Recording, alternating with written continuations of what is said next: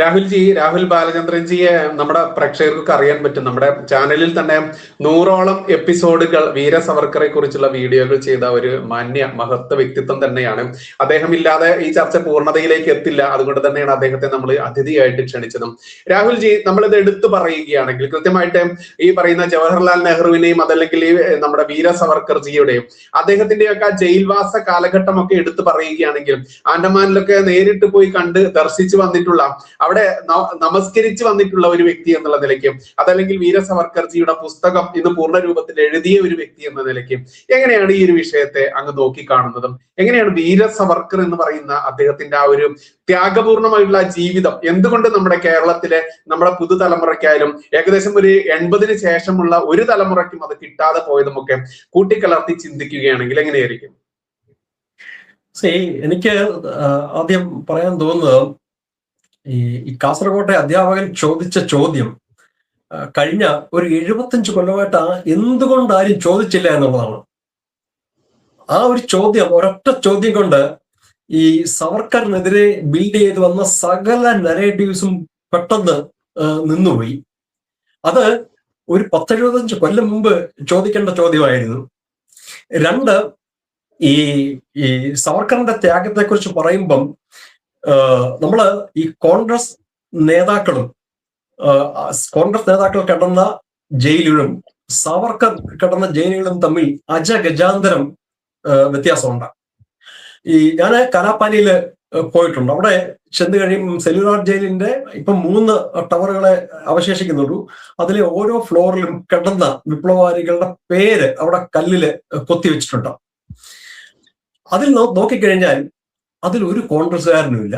ഒരു കോൺഗ്രസ്സുകാരൻ പോലും സെല്ലുലാർ ജയിലിൽ കിടന്നിട്ടില്ല. അവരാരും സവർക്കർ അനുഭവിച്ച ത്യാഗം അനുഭവിച്ചിട്ടില്ല എന്ന് മാത്രമല്ല, സവർക്കർ അനുഭവിച്ചതിന്റെ 10-1 പോലും ഒരു കോൺഗ്രസ്സുകാരൻ പോലും അനുഭവിച്ചിട്ടില്ല.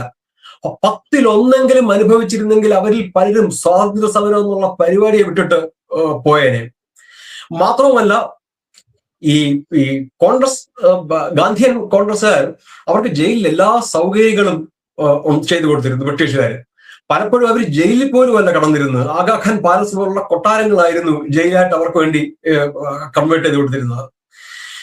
ജവഹർലാൽ നെഹ്റു അദ്ദേഹത്തിന്റെ മിക്ക പ്രധാന പുസ്തകങ്ങളും, ഗ്ലിംസസ് ഓഫ് വേൾഡ് ഹിസ്റ്ററി ആണെങ്കിലും ഡിസ്കവറി ഓഫ് ഇന്ത്യ ആണെങ്കിലും അദ്ദേഹത്തിന്റെ ആത്മകഥയാണെങ്കിലും ഒക്കെ എഴുതിയിരിക്കുന്നത് ജയിലിൽ വെച്ചാണ്.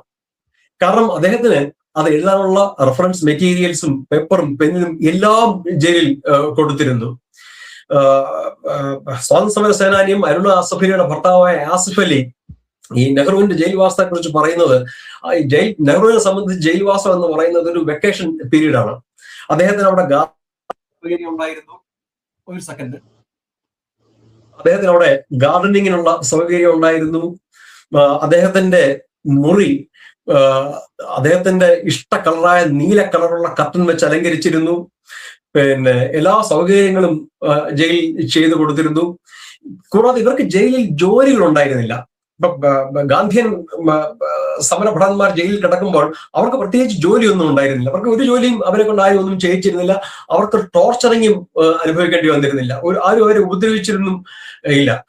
അബുൽ കലാം ആസാദിന്റെ ആത്മകഥയിൽ അദ്ദേഹം പറയുന്നുണ്ട് അവരുടെ റുട്ടീൻ എങ്ങനെയായിരുന്നു. 1942 ഇവര് അഹമ്മദാബാദ് ജയിലിൽ കടന്നപ്പോൾ, ഈ നെഹ്റു, പട്ടേൽ, അബുൽ കലാം ആസാദ് കിടന്നപ്പോൾ അവരുടെ അവിടുത്തെ റുട്ടീൻ എങ്ങനെയായിരുന്നു? അതായത് രാവിലെ ബെഡ് കോഫി, 8 മണിക്ക് ബ്രേക്ക്ഫാസ്റ്റ്, പിന്നെ എഴുതാനും വായിക്കാനുള്ള സമയം, ഉച്ചയ്ക്ക് ലഞ്ച് ബ്രേക്ക്, പിന്നെ വിശ്രമിക്കാനുള്ള സമയം, അതിനുശേഷം കോഫി ബ്രേക്ക്, പിന്നെ ഡിന്നർ, എക്സർസൈസ് ചെയ്യാനുള്ള സമയം. ഇതായിരുന്നു അവരുടെ റുട്ടീൻ. കാരണം ഈ ബ്രിട്ടീഷ് ടെന്നീസ് കളിക്കാനും അവസരം ഉണ്ടായിരുന്നു. ടെന്നീസ് കളിക്കാൻ എല്ലാത്തിനും സൗകര്യം. നെഹ്റുവിനെ, കമലാ നെഹ്റുവിന് വയ്യാതായി കഴിഞ്ഞപ്പം അദ്ദേഹം ചോദിക്കാതെ തന്നെ വെളിയിലോട്ട് ഇറക്കി വിടുകയാണ്.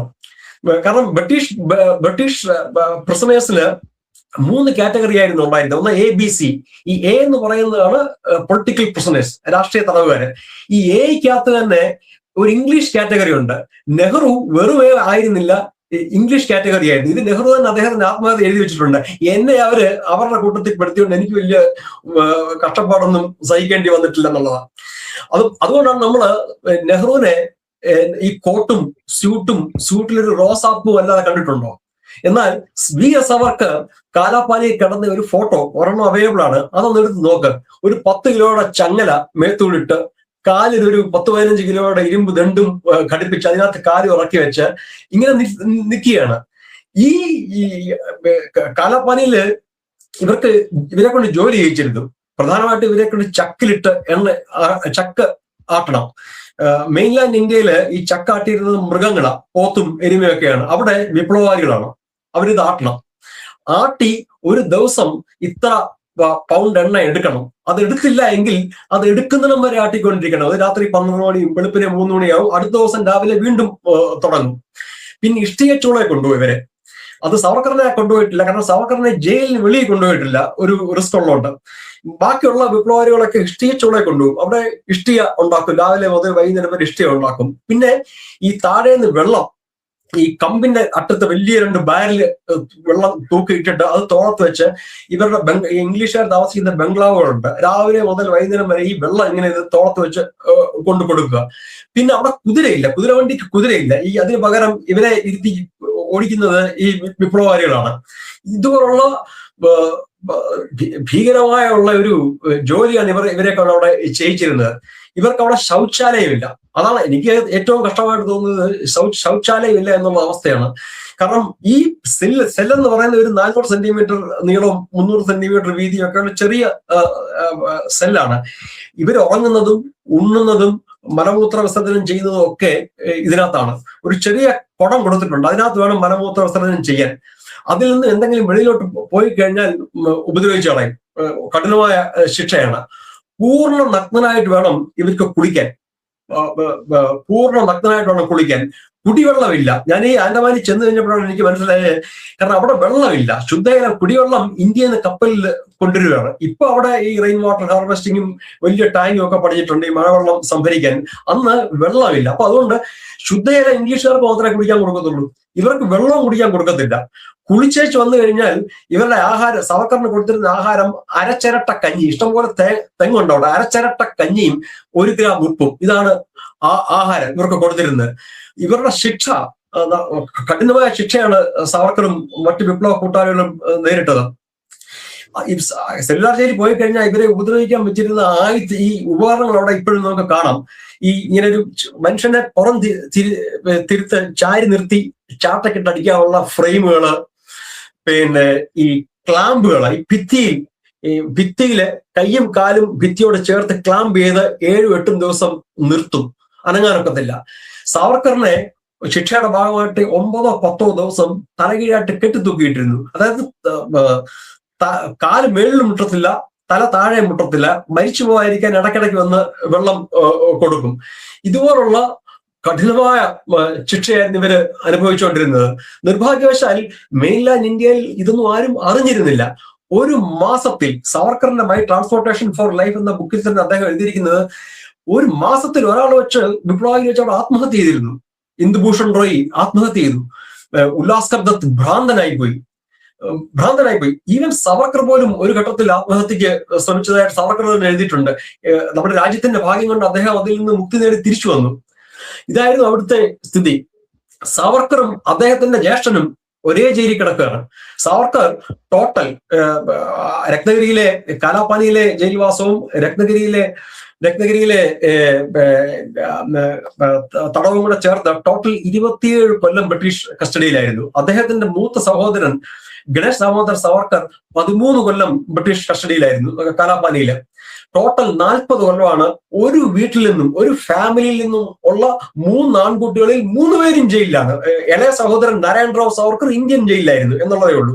അതായത് ഒരു വീട്ടിൽ നിന്നുള്ള 3 സഹോദരന്മാരും ജയിലിൽ കിടന്ന എനിക്ക് തോന്നുന്നില്ല മറ്റൊരു ഫാമിലി ഇന്ത്യയിൽ ഉണ്ടായിരിക്കുമെന്ന്. ഏതെങ്കിലും ഫാമിലിയെ ഇന്ത്യയുടെ ഫസ്റ്റ് ഫാമിലി എന്ന് വിളിക്കണമെന്നുണ്ടെങ്കിൽ അത് നെഹ്റു ഫാമിലി അല്ല, അത് സാവർക്കർ ഫാമിലിയാണ്. കാരണം വിനായക് ദാമോദർ സാവർക്കറും ഗണേഷ് ദാമോദർ സാവർക്കറും മാത്രം ടോട്ടൽ 40 കൊല്ലം അവർ ഒരുമിച്ച് കടന്നിട്ടുണ്ട്. ഇനി മഹാത്മാഗാന്ധിയും ജവഹർലാൽ നെഹ്റുവും കടന്ന ലൈഫ് ജയിൽ ടൈം എടുത്തു കഴിഞ്ഞാൽ ഇവര് കടന്ന 40 കൊല്ലം അതിൽ അവരുടെ കമ്പൈൻഡ് ജയിൽ ടൈമിനേക്കാൾ 2.5 ഇരട്ടി കൂടുതലാണ്. ഒരിക്കലും മഹാത്മാഗാന്ധിയും ജവഹർലാൽ നെഹ്റുവും കണ്ടിന്യൂസ് ആയിട്ട് ജയിലിൽ കിടന്നിട്ടില്ല.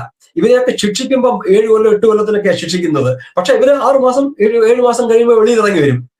പക്ഷെ സവർക്കറിന്റെ ജയിൽവാസം കണ്ടിന്യൂസ് ആണ്. 1910 അകത്തുപോയ അദ്ദേഹം 1937 തിരികെ വെളി വരുന്നത്.